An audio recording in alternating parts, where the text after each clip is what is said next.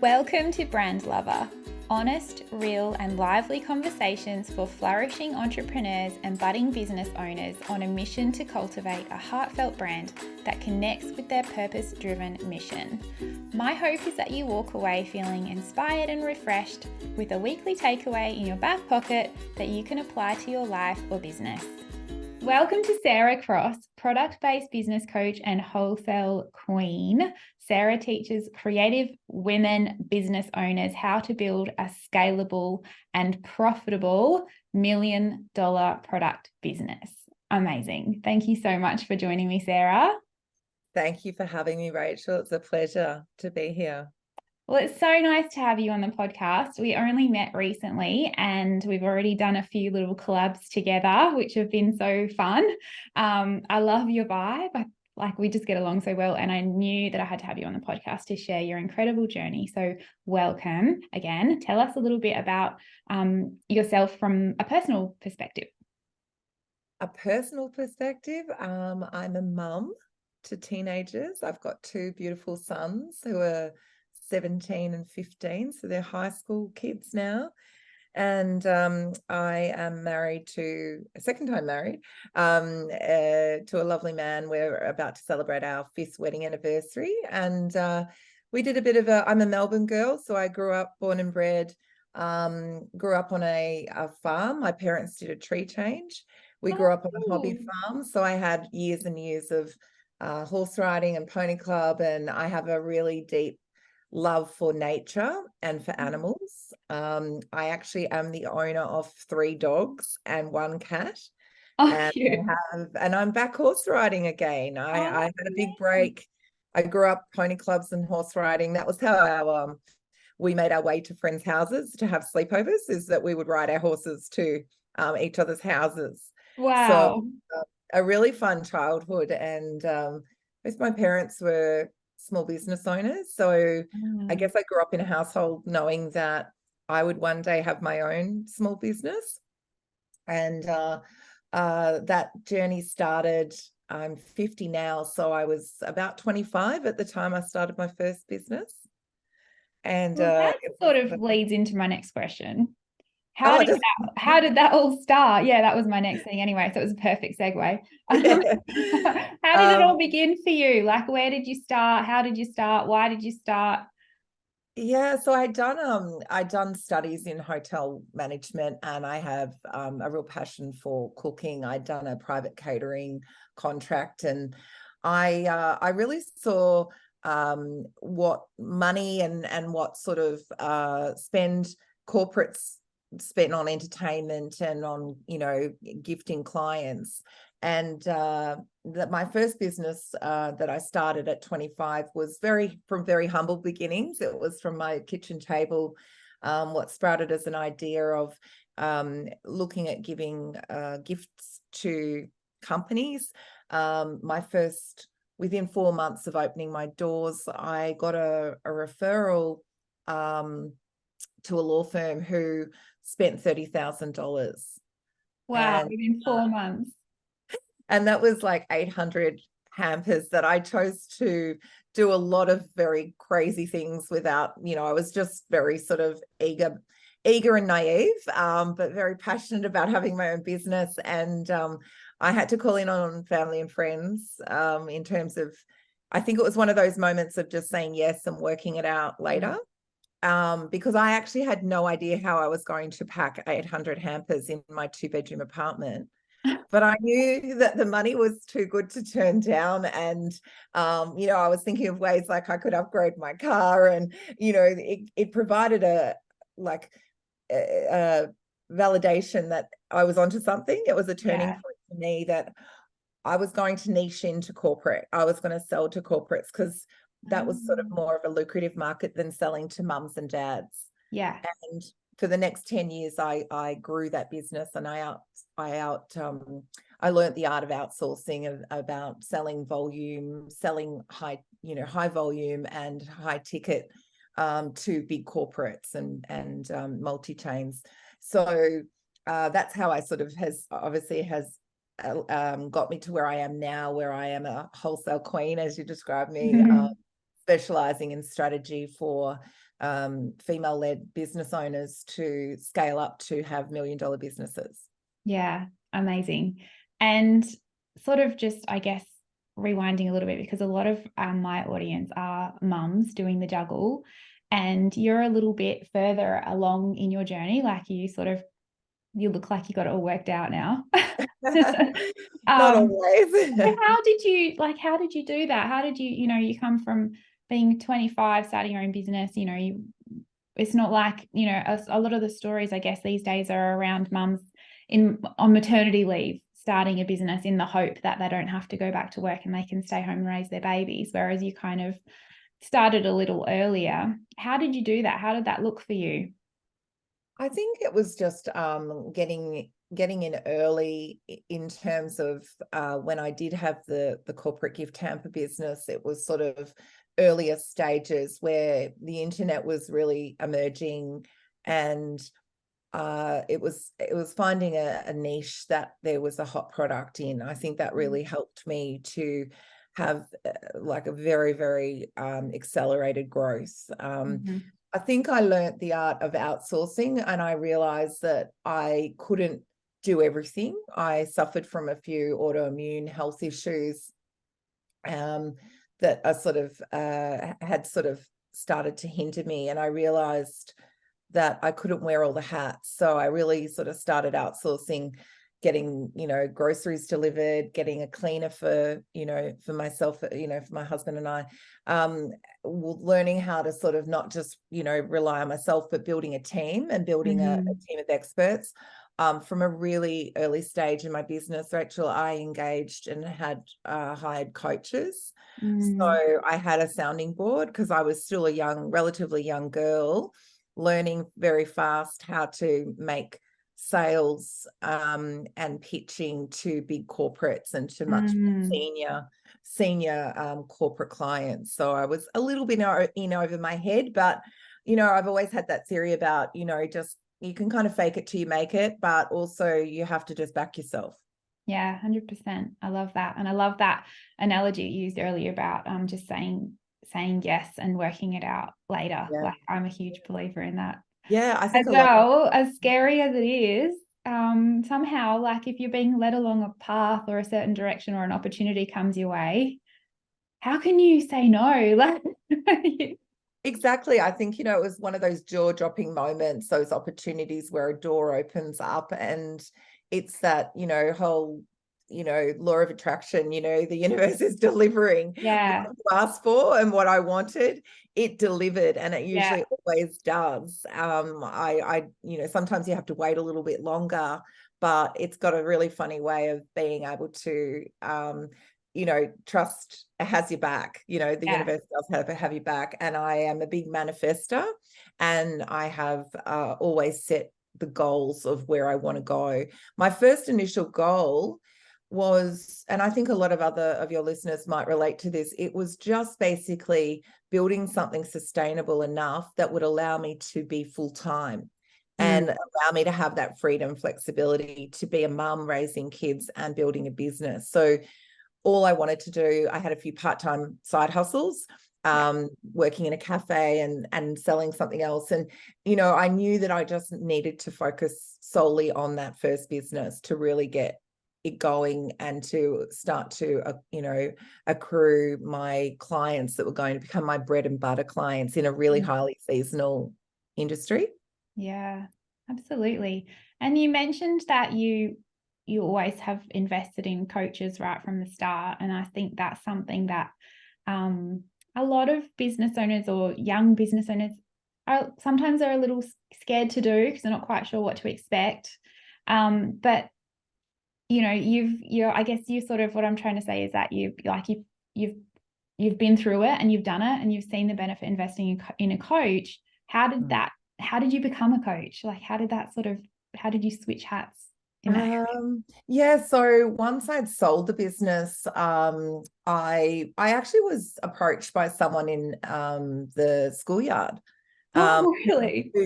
Who actually knew that I had that size business, and the business was multi-million, and I sold it for $500,000. So I'd had a lot of success, And then I sort of took a bit of time out just to sort of look after my health, but to also raise my children and be a mum. Mm-hmm.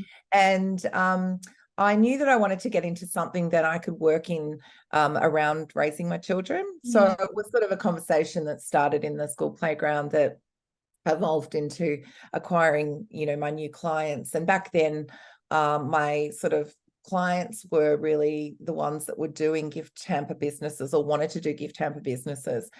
And I think, probably out of the 7 years I've been coaching, I probably did that for the first maybe year or so. But I have found it far more exciting to be working with women who are either designing, inventing, creating their own beautiful products, either manufacturing offshore or manufacturing in Australia, and building these really successful, scalable businesses, and also selling internationally as well, which, I also specialize in. And I really love seeing beautiful Australian products being sold outside of Australia.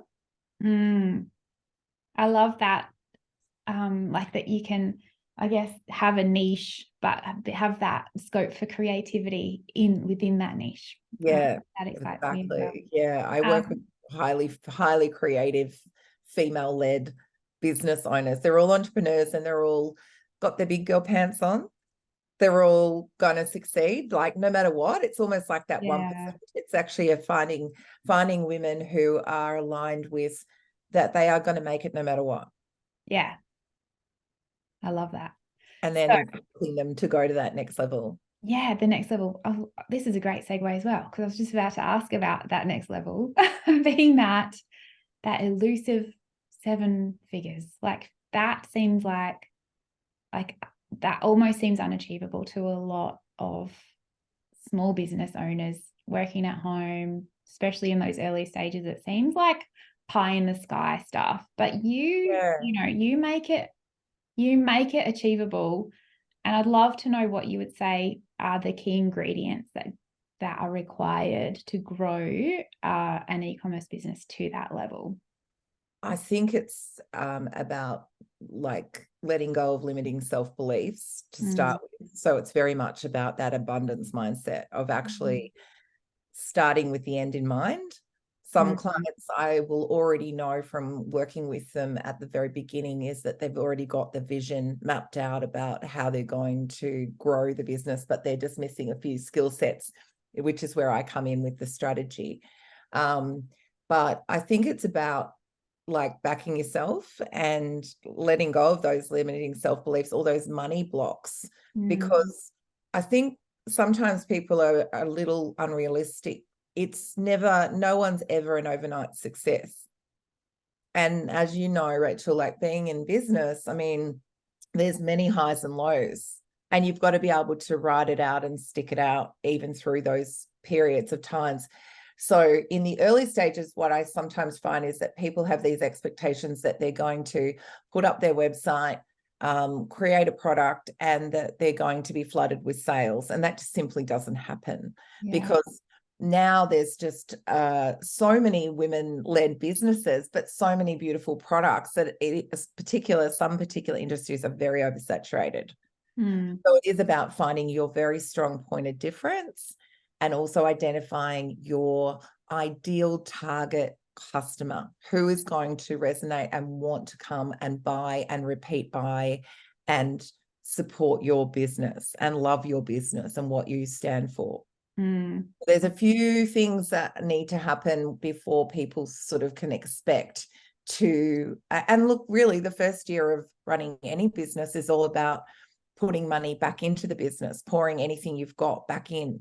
There's no chance of you actually really probably paying yourself from the start. Some people like to do that, but my first business was a lot of blood, sweat, and tears to start with. It was, probably at least the first 2 years was all about putting money back into the marketing of the business, and growing the business, and just really pushing through those harder times where you do question and want validation, like, is this going to work? Like, am I going to fall flat on my face? And what would you say are some of the most common mistakes that people are making in those early days? Like you mentioned that as one of them, perhaps. Can you Perhaps think it's of that are the hindering? unrealistic, sometimes an Mm. unrealistic expectation that you're going to, build it and they will come, and that's not the case. You need to, in order to get conversion, you need traffic, you need eyeballs, you need people to have an awareness of what it is that, there's brand awareness, as there's visibility, there's their brand voice. It's about connection. People do business with people. I think, pricing is usually a really big one that, as a foundation, you need to get right from the beginning. Otherwise, you just have a very expensive hobby. And people, I think, find that pricing is a challenge, that they fear that they might get pushback, or that people will say, oh, that's too expensive. But there's always your Kmart buyers. Then there's always another category of buyers. If you find your buyer, then that's all that matters. Yeah. So Because you're saying that new business owners are scared to price at like a higher pitch towards a higher market because they don't have that self-belief. Exactly. Yeah, right. Yeah. So I generally find that is sort of sometimes. I think the other thing too, I also find is that and goes back to a little bit about investing in professional coaching, as opposed to asking your network of friends and your auntie and your spouse for business advice or business support. Because there are people who can be let's say sort of dream crushers. They could be perhaps wanting to do something that you're doing. You've gone out on a limb, you're starting a business, you're doing something that is something that other people would love to do themselves but haven't. So taking bad advice is also another area that I see happen quite often. Yeah. I think that's quite relatable. Having the naysayers. The naysayers. The well-meaning family and friends who really at the end of the day, they're just trying to protect you, aren't they? Like they're just trying to protect you from failing and having those, like they don't want anything bad to happen to you. They're trying to like bring those expectations down and And I think for anyone starting out, you don't want to fall on your face. You want to make something successful, and you do a happy dance every time someone buys from you. It's validation of your dream. But I think people need to get more realistic, because it is a marathon, not a sprint. It is something that when you start, you've got your first 12 months of investment, money back into the business. You're really sort of at that infancy stage of the business is very high needs. And then the second year is actually starting to get more momentum, and you're getting some great feedback, and you might start to sort of feel as though you're finding your feet more and you're getting more confident. And, really by the third year, that's when you will be making a profit. So it's definitely no sprint. It's definitely not for the faint-hearted going into business. Yeah, and I love that. I love the way that you was talking about it, that, that it's not all just like dancing on Instagram and sharing those those lines, the profit lines going up and up and up and up. Like it's to have that expectation that it's going to be hard, but it's so worth it. It's really worth all that, especially if you truly have that passion and drive and the belief in what you're doing. So thank you for sharing that.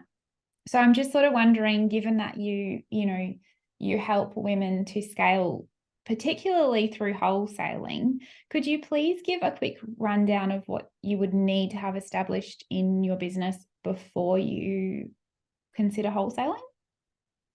Well, the few of the basics is, do you have the margins? Do you have the profit margins to sell at 50% below your recommended retail price, which is how you arrive at your wholesale price. And then halving that again should be your cost price and your labor and handling, which a lot of people leave out because they sometimes go from markets to then selling at retail, but they forget to factor in the time that it takes, or if they were to pay an employee, how long does it take per unit to create that product? So that's where the pricing sometimes isn't always accurate. For scaling, are you scalable? Can you reproduce 100 units of the same product so that you can actually sell it to stockists, to retailers? And in what time frame can you do that? I think, you know, those some sort of very labor intensive products aren't always ideal for wholesaling. Not everything is going to work. Not everything has to be produced offshore and imported. It really is about, you know, selling in higher volumes has so many benefits because your buying power increases with the volume. You have room to negotiate with your suppliers. Wow. And then there's the brand awareness, visibility of people discovering your products because they see it being sold in more and more retailers. Yeah. So it's getting your name out there and they're doing the marketing for you. My service-based brain is just going nuts. Yeah. Like my mind is blown. Oh, wow, this is a whole nother world that I have no idea about. So I'm finding it really fascinating. And such a great eye-opener, like for those who are in those earlier stages, who have that as an end goal, to consider these things. Like, what a gift to be able to consider these things early and be savvy about them so that you are, like, when you are ready or you think that you're ready, you don't have to like make any mad dash adjustments or anything. Like, thank you so much. So just in wrapping up, could you share one final gold nugget to establishing that strong, reputable, product-based brand that, you know, that everybody can't get enough of and they keep coming back for more?